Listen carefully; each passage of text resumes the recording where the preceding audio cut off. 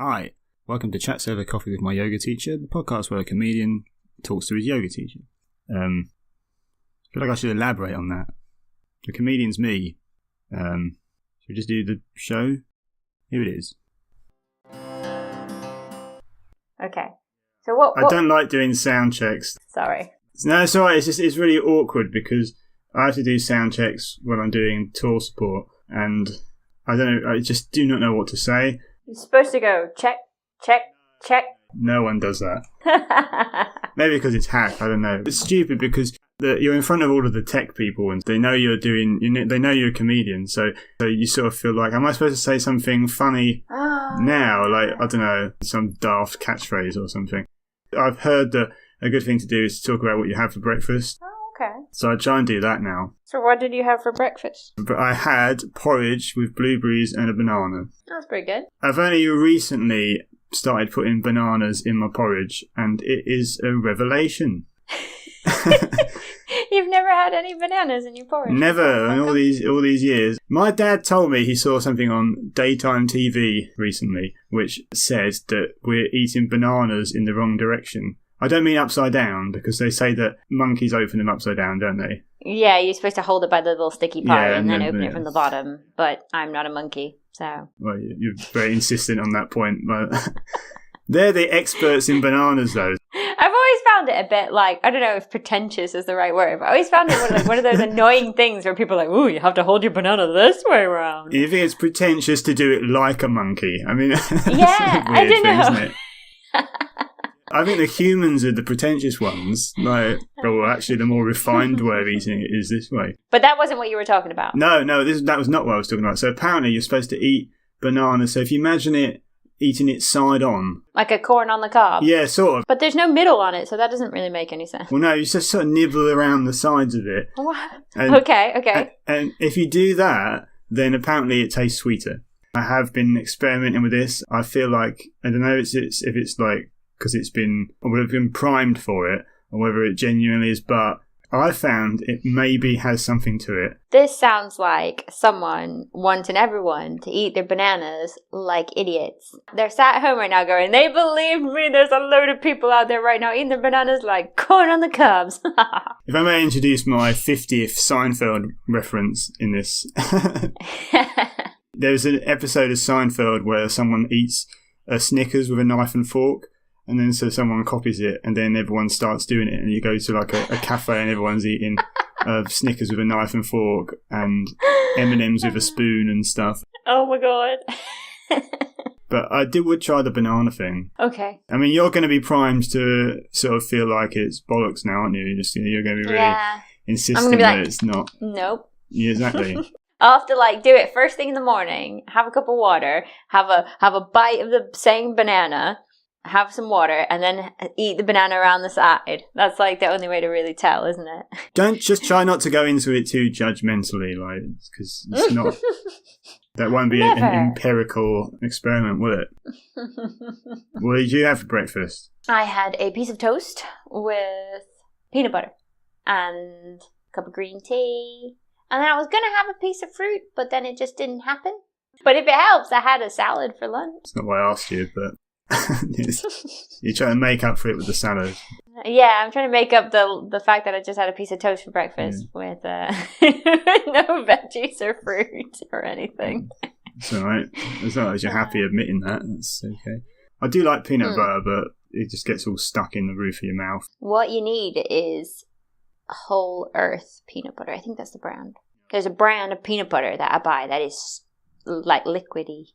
It's like honey. It's more. You can even put it in your porridge and stuff, or your overnight oats. I used to do that when I worked. Well, as you know, I live on the porridge season and the muesli season. So the porridge season is currently in process, and then when it gets to about April, May, the porridge season ends, and the muesli season is quite short. The muesli season is in England. Yeah, in England it is. Yeah, until it gets to about September, then it's the porridge season again. Mm-hmm. I don't know whether we've just been the two most boring people in the world for 10 minutes now. Sorry. So yeah, okay, cool. Well, that's the sound check over then. Okay, there you go.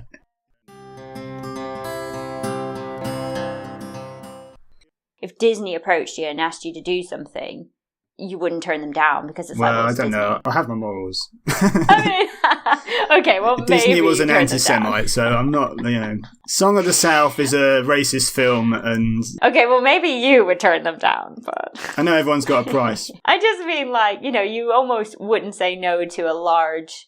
Like, that would be, an amazing thing for your career. Like, there's, I found this really surprising. There's this woman. Her name is Jona Linton. And she is a Swedish woman, and she did a piece in a magazine that I have from America called Enchanted Living. And she was talking about living in the north of Sweden, and she has a YouTube channel. And Disney approached her, and she does the music in Frozen. It's her voice that does the music, at the very least in the last Frozen film, so the third one. But she played, her piece is there in that because of who she is. And now...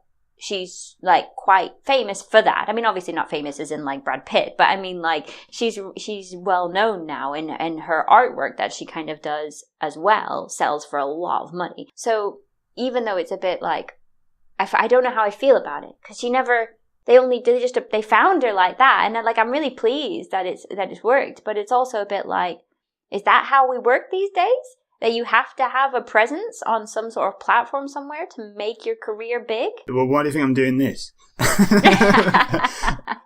Apart from because it's pleasant. But, I mean... yeah, because you like talking to me. Yeah, of course, yeah. I learn every time, you see, that's why I did it. But it is, I don't know, it feels like if you can prove that you've got an audience without being given... the permission to have one by a TV executive, then that's more power to in a sort of democratic or social mobility way. I kind of like that more in some ways, because it's just like, are you choosing? As part of me just wonders, are you choosing these people because they have followers, or are you choosing them because you've happened to find them because they have followers? Well, why do they have followers? They're presumably doing something people like for the reason that they have followers in the first place. So obviously that comes with its own other issues and stuff. Why have you got a big Facebook following? Because you don't necessarily build up a good following through nice reason, because obviously the way that algorithms work on social media is kind of on outrage and stuff, isn't it? So you can build up a big social media following for being some grifter. Well, there's loads of them. So, there's problems with everything, isn't there? But it's just, they're different problems. Different. TV's actually kind of like not as big as YouTube now in many ways, if that sounds surprising at all. Because when I talk to other acts that actually do tours, they sell more tickets by doing a big podcast or stuff on their own social media rather than making an appearance on a TV show. It doesn't shift tickets anymore. So a promoter in Leeds who's been around for 15 years or something, the traditional model would be, if someone was going to be on live at the Apollo for the first time, their touring show would sell out the day after they'd been on the show.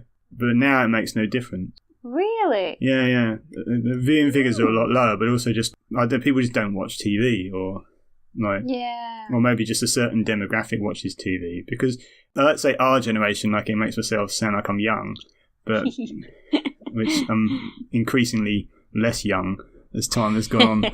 But aren't we all? like, I'm older than last time I spoke to you as well, which is... Oh my god. Guys, will it ever end? Well, it will actually, but that I don't want that either. So, what was I saying? Oh, losing my memory now and my age. But yeah, so our generation sort of doesn't consume media in the way that you would like 20 years ago, when you only had so many channels and you'll watch the same thing and stuff, because it's all bespoke media, and people that are younger than us, Zoomers or whatever. So I like the phrase Zoomers. Do you like that phrase? I don't think I've heard it. Oh, it's because it's Gen Z, isn't it? So they're Zoomers instead of Boomers. Oh, okay. Yeah, it's okay. Right, I thought you was going to blow you away with that. Sorry. Right. Okay. So make a note of that. Did not work. Not very funny. I mean, admittedly, I don't want to talk to well, anybody really, but like people a generation younger than me, I'm going to guess like that they'd hardly watch TV at all. I bet they're all just on TikTok all day or YouTube, and that's how they... So people that have a successful YouTube and stuff don't even need to be on television. Like if you're like someone that wants to... No, not just comics, but like people that are doing stuff that you can perform live and you want to sell live tickets, then you don't even need to be on TV to have these massive selling shows. I mean, I don't know the names of some of these people, but I do hear like about sort of YouTubers or like booking their own shows at a theatre or something, and I've never heard of them, and they sell out because like that's, you know, they don't even need it. TV's over, man. I would say that's I would say that's probably true for a lot of topics, you know, like it definitely would be true for yoga teachers. Like you don't really tend to get stuff like fitness on TV anyway. You used to like have Mr. Motivator and stuff on. Yeah, but they used to sell VHSs, didn't they? Yeah. Like when you could buy the VHSs of them and stuff. Now, own something outright? Don't be ridiculous. You must pay me monthly for that. Or you probably get those old VHSs. Someone's probably ripped into YouTube now, haven't they? So you can watch. Yeah. You can watch 90s Mr. Motivator and his moustache in his pomp. Yeah. Know. Well, maybe that was like one of the first things to go off TV then, when we didn't really decide that we needed fitness on TV. So definitely that's gone. I just think that there's so many people in the world, and everybody's quite, well, the younger generation are what they call digital natives and stuff, which meaning like they grew up using phones and things. So, or phones as we know them, little computers in your hand. Yeah. So they're more comfortable finding information and entertainment and whatever it is they need in a different way.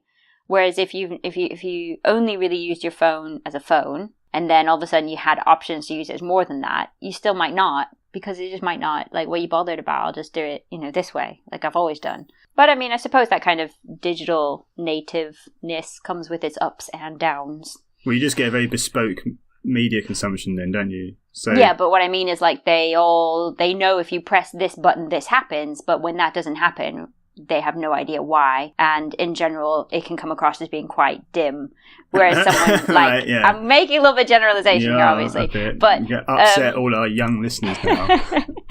But hear me out, I'm just saying that if you grew up from the beginning, and this is the same with anything, so you could take this in science and everything, if you grew up in the age of it coming into being, so phones didn't, you know, mobile phones weren't around, say, when you were 10 years old, like we have them, but you did have computers, but then you used dial-up, and then you upgraded from dial-up to, like, you know, your broadband, and then that upgraded again, and then you had your big computers that went on a desk, they were massive, with massive screens, and then that got better, and you lived through the changes, and you knew how things worked as they were changing. You could follow the process better, and you know how things are and why they are the way they are. If you just throw it in at the end, it would be a lot to learn. So I'm not saying that someone should learn it. I'm saying it's a lot to cover if you're just thrown in. So, like, you don't end up having that kind of knowledge in the background of how things are, why they are the way they are.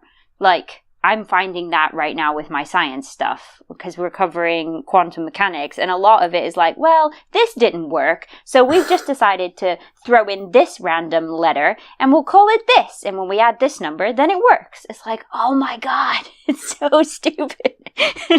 But it's obviously, from the beginning, them kind of slowly tweaking it over time to make it compare to the results that they're getting. You know, if you say it should do this and then your result does something completely different, you're trying to make it work, in a sense, make it match your result. I'm trusting quantum mechanics even less now from what you're saying. I know, right? I've got no more time for experts. So. They can't even, you know, predict simple equations. Well, this was like, what, 1920s when they kind of first started with all this? Maybe even after that, 1940s, something like that, around Einstein's time, when they started like really poking around and going, you know, we've predicted this is what the graph should look like for this release of energy, and instead of going straight up and continuous, it does this and makes this curve. Why is that? Well, it's because of, you know, quantum tunneling or something. And it's like, oh, right, well, we're just because people have talked about this, where they basically say, like, it's as if you throw a tennis ball at a wall and then every now and then it just goes through. Mm. It's just like, there's no reason why that would happen, but it does. So we have to take it into account or something. It's very complicated in a very, like, your mind doesn't want to understand it kind of way. See, what you're just saying in this analogy here is that you and quantum mechanics is very similar to someone from the generation below us growing up with iPhones. And so when that goes wrong, you can't go backwards because you weren't there in the 20s with Einstein coming up with this thing in the first place. Well, Einstein was 40s, but yeah, exactly. I'm sure Einstein was around in the 20s, he just hadn't. Yeah. That's his best period, if you ask me. I like the early stuff. It's more real, Sold out, didn't he, in the 30s, 40s. Started doing those adverts for the... Yeah, it's you remember them? Energy efficiency equals more cash to you. Do you remember those adverts? I'd hate to be a dead famous figure that they just like resurrect for adverts to get some bloke to dress up as you and pretend that you're endorsing, fridges or something. Like, gosh. That's just like sullying the memory of Einstein. I don't know what his ethics were on. I don't know. I think he was pretty happy when he was living in the US, like kind of, I would say near the end, but I don't mean near the end as in years. I mean, like, however long he was living in the US, being pretty happy. He went to a lot of parties and stuff, didn't he? Did he? Oh, right. I didn't know that. He used to rub elbows with the big wigs and stuff. I don't know. Anyway, I'm not an Einstein expert, so I'm going to stop there. Okay. Anyway, so did you have an incident the other day with a vegan incident that you're unhappy and you want to talk about? I wanted to talk to you about this because I've had this thought in the past, and then the other day I checked it out, and I'm right. So I just wanted to confirm that first, for starters. So this is all for posterity to just say that you're correct about a thing, and now we've got it on record. I mean, I'm correct as far as, Googling works. As correct as quantum theorists were 100 years ago. Right, okay. So, basically, we're looking for a couch. We want a new couch. Our couch is, 6 years old, and it's starting to, it needs some love. If the couch needs some love, you should give it away to swingers. That's what you should do. Oh dear. Sorry. So we want a couch. So we started looking for couches, and basically I've decided it's nearly impossible to find a nice cotton couch. Almost all couches are made from plastic. So you might think, oh, they're ridiculous. The couch is super soft. Yeah, super soft polyester. It's all various forms of plastic, probably that your clothes are normally made out of and stuff, like that fleecy material you can get. I don't want a plastic couch. I've just decided I'm getting rid of my carpets. I'm putting hardwood floors in. I don't want a plastic couch. So we started looking at stuff, and you can kind of find the odd thing here and there, or some specialists down in London that'll happy make you a organic cotton couch or something. And it's obviously really expensive, and it's made for London people, so they're not expecting to have to ship it, all this kind of stuff. So it's been really difficult to find anything. And Andrew found something that said suitable for vegans. And he just looked at me and he just went, this is plastic. How is this suitable for vegans? So we looked into it a little bit to just double check. But plastic is not suitable for vegans. Right. So this is greenwashing, and really it should not be allowed, because the majority of plastics, especially plastic bags, are made with, I've written it down so I don't get this wrong. Mm-hmm. They're made with slipping agents, that's what they're called, which are made from animal fats. Obviously, they're held together by glue, so there's usually a lot of glue in plastics, which is made from hooves. And it also regularly contains animal stomach acid to help break down the chemicals and make the plastic that it is. Wow. So, on top of all of that, actually manufacturing plastic is not vegan. So anything that says it's vegan because it's made of plastic is wrong. And then that's forgetting the fact that plastic is made from crude oil, which is from zooplankton and algae. So maybe you could say some of it's plant-based, but the other half of it is going to be from little zooplanktons, which are animals. They're in the animal kingdom. I just couldn't believe it. That badge on that couch website that said their plastic couches were vegan really got my goat. Right. Well, enjoy your wooden stools then. Thank you. I will. You'll have an uncomfortable behind for the rest of your life, but you'll have the moral high ground. When you meet our maker, your conscience is clear, isn't it? So. Yep. Yeah. Yep, there you go. I mean, I'm not saying that. I mean, I've said this before. I'm not a vegan anyway. Yeah. I don't have a full vegan lifestyle. I wouldn't say that anyway. But that badge, that massive badge on their website, I just wanted to smack someone. Oh. Anyway, so that's okay. my plastic couch rant over with. All right, well, I'm glad. I hope that was cathartic for you. And if anyone listening to the podcast knows of a place to get nice couches, please tell me. Maybe I'll have to build my own couch. You're definitely not going to go ahead and buy a couch. You're not going to just give in. You're going to fight this, or I haven't given in. I haven't given in. That's not English, is it? no. See, I told you I was tired today. I haven't yet, anyway. We will see. I don't know if we want to take bets on that or not. But it's difficult. I mean, plastic's so ubiquitous that it's like, I mean, if you're going to say you can't have a vegan couch, you can't have a vegan laptop, you won't be able to have a vegan, basically, it's a great material, plastic, isn't it? Yep. So, yeah, it'll kill us all probably, but it's, oh damn, it's made life good. I know. Yeah, so, well, it's so versatile, isn't it? But it's okay because you can get that vegan leather plastic. Oh, which is also, can't be, I suppose. Nope. Well, that's, well, How picky of a vegan do you want to be? I don't know. I find it really difficult. Well, if you're going to be an absolutist, you wouldn't do anything, would you? So I know, exactly. You got to find your own balance in life, right? Unless you're going to be a hermit, go live in a cave or something with some scruffy cotton clothes and some nettle soup. I quite like nettles. I used to drink nettle tea. That was all right. I quite like nettle tea. I've never made my own nettle tea, though. I always feel like a big baby because I'm not sure what part of the plant you're supposed to eat. I mean, I know it's leaves, but I mean, I don't know, it always says, oh, don't get the old leaves, get the young leaves. And so I've never actually made it fresh. I've only ever had, tea bags. Yeah, that's the only other I've ever had as well. Sorry. So I don't know if you have fresh nettle tea, if it tastes better, if you end up end up grabbing the wrong leaves and getting stingy throat syndrome or something. Yeah. Hopefully when you cook it, that doesn't happen. You have a dock leaf chaser or something. Someone I saw recently saying that dock leaves don't actually do anything other than just act as a placebo effect. Really? Yeah, I don't know. I have to look into it, to be honest. No. I always thought they did something, but I don't know. I haven't been stung by nettles for a long time, which is good. Uncomfortable, isn't it?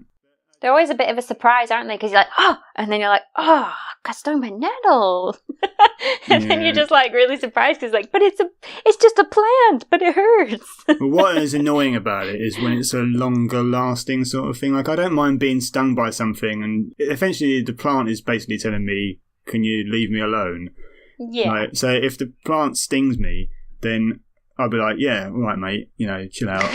I'm not, I'm moving on. But if they sting me like the nettles do and it hurts for hours afterwards, I guess that's just to them it's a little bit more of a deterrent, isn't it, for me to bother them again. But on a personal level, I would get the message quite quickly. So I think it's rather unfair that I'm being severely penalised by these nettles because they could have quite easily just been pricked me once and I'm like, oh yeah. It has to be a long-lasting memory. Yeah, it has to go into your long term. That's the point. That's the point, I guess, isn't it? So. It's just too fatiguing, in my opinion, to try and do everything right. That sounds quite defeatist, but you know what I mean? It's just someone tells me, if you had a slightly different... I know, you're obviously genuinely really angry about this couch, but if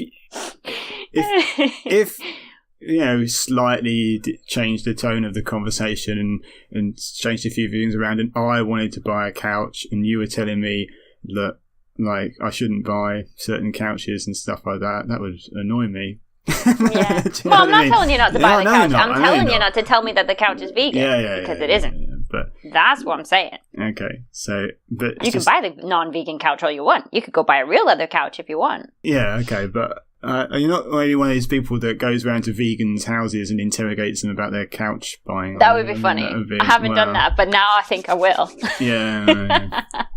You think you're vegan, but because you think you're vegan, but what's your clothes made out of? Plastic. Yeah, exactly. Yeah. Well, yeah. I suppose they don't. Yeah. I just think you can't. If you're going to be an absolutist about it and have strong morals about it, and that you can't 100% win anyway. You can only do your best. That's what I think. Yeah. So that's why I'll never I don't put in my Twitter bio. It doesn't say vegetarian or anything in it because I sort of feel like, well, I'm not morally pure in that. I mean, vegetarianism isn't even morally pure if you're talking about animal treatment and stuff anyway. But because every milk cow becomes a burger. We all know this is a very preachy chat. This is. I mean, I'm be careful. I don't really chase people away by moralising. We already annoyed Generation Z, and now we're annoying anybody that still has a couch. You and your plastic couches. Yeah. Well, this comes back. I know. Oh, sorry. Go on. I was just saying, I can't broadcast myself online as being that having that side of my identity is in stone, and because that's some political / moral statement, isn't it? So that holds me up to. And I'm not saying I'm not holding myself up to any standards at all or anything, but if it's almost like you're only held accountable to yourself. You don't have to try and be held accountable by other people's opinions of you, because that's where it kind of goes downhill, doesn't it? If you have to try and justify who you are to someone else. Ugh.